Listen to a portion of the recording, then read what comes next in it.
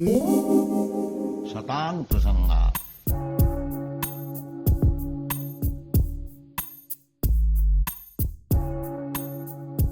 Hare Krishna, dear devotees, and welcome to today's session. How are you doing? I pray that all is well with you and your families at this time, and that you are managing to go through this difficult time with strength and prayer. So today we're moving on to the next letter, and it's a letter to Madhudvisa Prabhu. Very nice, very affectionate letter. I was very moved when I read it. It really brings out Prabhupada's love for his devotees and his simple way in which he motivated his devotees with love. So the letter reads as follows. So, letter to Madhudvisa, Hamburg, 7 September 1969. So we've been discussing Hamburg recently. Yesterday's letter with Vrindavaneshwari Mataji, where Prabhupada had asked them to move to Hamburg. And that was in July. Prabhupada was telling them to move in July. This is dated in September. So it's just 2 months difference from that letter.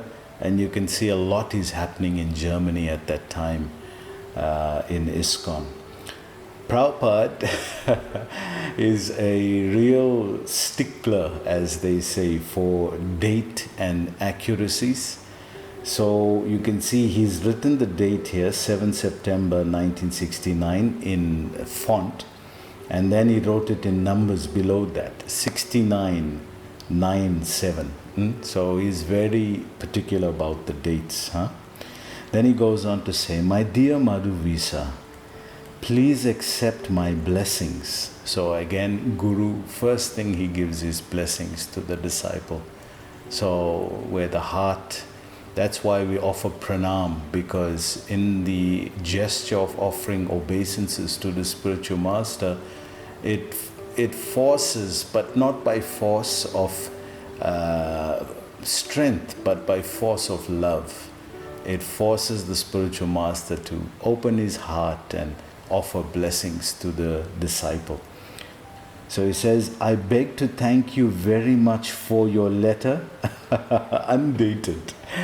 So you can see again Prabhupada's mood about dates. So he says, thank you very much for your letter, but please note this is undated. This is a subtle chastisement actually, because Prabhupada was very particular about those things. And Madhudvisa Prabhu was a great leader within ISKCON.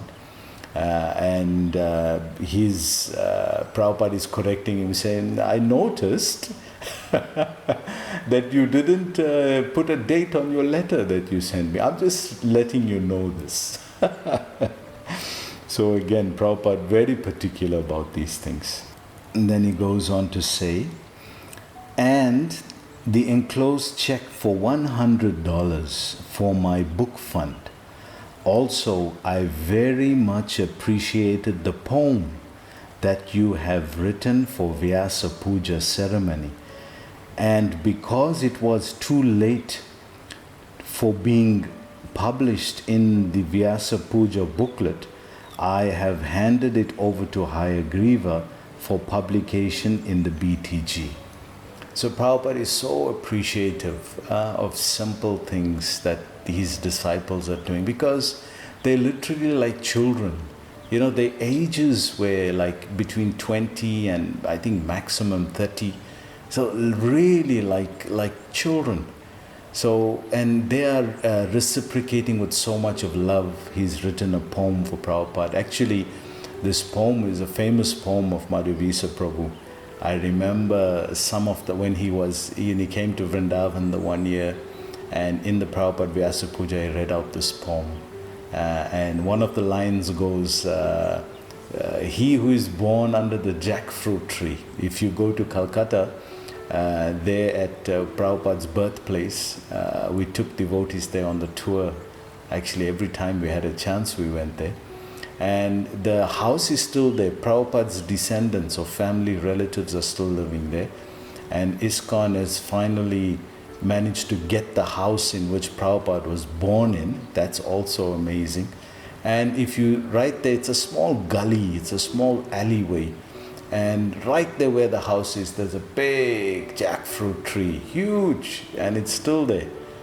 So he writes that poem connecting that huge jackfruit. Just like Lord Chaitanya, I guess his mood is remembering Lord Chaitanya as Nimai born under the neem tree. Sita Thakurani, she gave that name to Lord Chaitanya, Nimai. He was born under the neem tree. So Prabhupada is appreciating so much this poem from Madhudvisa Prabhu. And he says, this poem was especially nice. Again, he's appreciating the details. Prabhupada is a gentleman, so he appreciates something that's very refined and something that's done with love. He can feel it and he can see it. And I thank you for it. So he's appreciating how nice the poem was and is thanking him again. So this how much this will encourage the disciple, isn't it? If the guru reciprocates like this with the disciple, it just, what he won't do for the guru after that. He's just completely heartfelt service to the guru after that. So what a deep connection Prabhupada is building here. I am always encouraged to learn of your activities in the San Francisco temple. So Prabhupada is saying, I'm always encouraged when I hear what you're doing there. So you think the devotee is going to just sit still? He's going to just is completely now dedicating to Prabhupada, dedicating to Guru, because he can see that Guru is aware of his activities and is appreciating it. He's not only aware of what you're doing, but he's also appreciating it. And I think that's so important that we get that connection with the spiritual master, where he shows some appreciation for what we've endeavored to do. And that just encourages. That just encourages on another level. And Prabhupada goes on to say, and I think that by the grace of Lord Chaitanya, you shall do very great service to his Sankirtan movement. Wow. You just feel just so empowered. If you get a statement like that you will do something, it's like a prediction. And then you feel, wow, Prabhupada is seeing something that I'm not. And, I have to put my full heart into this. So he's not just doing it out of flattery. He's doing it to encourage the soul, because Krishna can empower any soul actually. Any soul, and we've seen that, irrespective of what body, male, female, child. We saw even little children like Saraswati. Yesterday we were learning about Muradwaja Prabhu, this little boy. Prabhupada is saying he's got great hope for our mission when they grow up. So we don't know who Krishna can empower. So Prabhupada is acknowledging that here.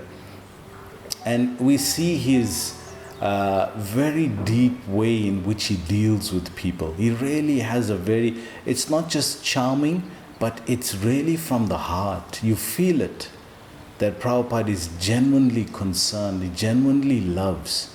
This love is not just flattery or to get something done or get something out of you.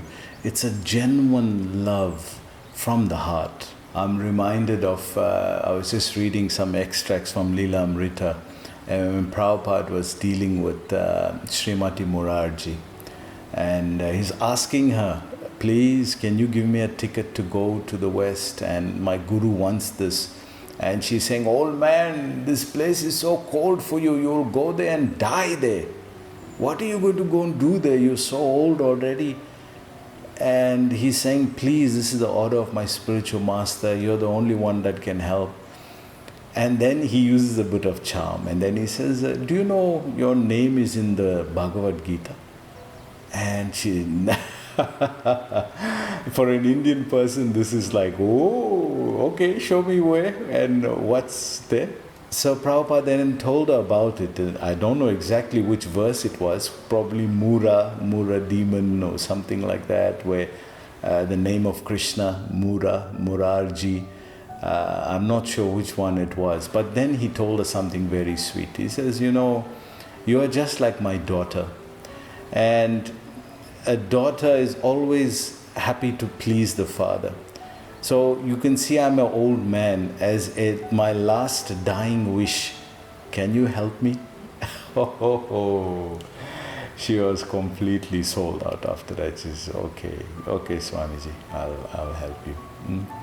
So just like you are my daughter, and just the last wish of your father, can you fulfill that last wish of your father? And okay, Swamiji, I'll help you. What a sweet exchange. Goes on to say, and this is an important part now. Here's the philosophy part. For so many lifetimes, for so many countless lifetimes, the conditioned soul have been giving all their service and energy to the service of Maya. For so many lifetimes we've been in this world and just using our energy to serve Maya. Scripture says, Brahmanda Brahmate Kon Bhagyavan Jeev Guru Krishna Prasada Pai Bhakti Lata Beej. That to get this Bhakti Lata Beej, the seed of devotion, Brahmanda Brahmate, out of unlimited universes, we've been roaming around. And finally, now we got this lifetime to serve Krishna. It's such a rare instance that one can do this. And yes, we may not be qualified, but Prabhupada gives the example of the paramedic, that he's not a doctor, but in terms of emergency, he knows something that can save your life right now, that can help you right now, and then further you can see the doctor later. So this is our efforts. We're not qualified, but we can do something to help another soul, to awaken another soul. And it's so rare to find a spiritual master like the quality of Srila Prabhupada that Nectar of Devotion describes. It's like, what are the chances of a log floating on the ocean and a turtle comes from nowhere, and in that log, in the center of that log, there's a hole, and the turtle puts his nose through that hole. What are the chances of that happening? So remote. That's the chances of meeting a bona fide spiritual master like Srila Prabhupada. He goes on to say, and I'm requesting all of you, my disciples, that for this one lifetime, you give all of your energy and service to Krishna. So even though we're not qualified in any way, just like in the Ramayana we see Angat, when they were asked, can you go across? He says, yes, I can go, but I can't come back. So he did it uncertainty, but he has something, he can do something, he's the best option they got. Even in Mahabharata we see that with Abhimanyu. Can you break the Chaturvyuha? Yes, I can go in, but I can't come out. Okay, better than that's our best chance right now. So just like that, if we use all our energy, even though we're not qualified, as young brahmacharis, this used to be our motto. We were very inspired in the early years to read the story of Mahabharata and Bhishma Dev especially. I was inspired that on the bed of arrows, this warrior is talking such great philosophy, and he's remembering Krishna, 9th chapter of 1st canto. So we would say we would like to die on the battlefield like Bhishma Dev. That's a spiritual warrior. So I'm hoping it'll still happen in this lifetime. I'm hoping it will still happen somehow or the other. We're carrying on and trying to inspire and also help others while we are being inspired. So these great examples. So Prabhupada is saying, just give your energy in this one lifetime to Krishna. The spiritual force is eternal. That is powerful. Just those words alone is powerful. If you meditate on that, the spiritual force is eternal. Wow. So to give simply one lifetime to Krishna is not a very difficult thing. We see that to give one lifetime, like Arjuna was thinking, how is it that Krishna is able to understand about Vivaswan? In the beginning, in the 4th chapter, he describes this. Imam vivasvate yogam proktavam aham avyayam vivasvate manuve praha manushvakuve bravit. That Krishna, how I'm able to understand that you spoke this to the sun god Vivaswan, and then he spoke to Manu, and here you standing in front of me, how is that?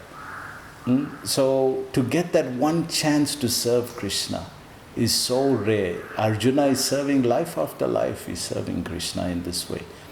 There's even a planet called Partha Sarati Loka, where Krishna is eternally speaking, Arjuna is eternally asking questions.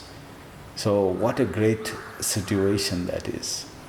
So if we give just this one lifetime, how many lifetimes Arjuna is giving? So one lifetime we give to Krishna.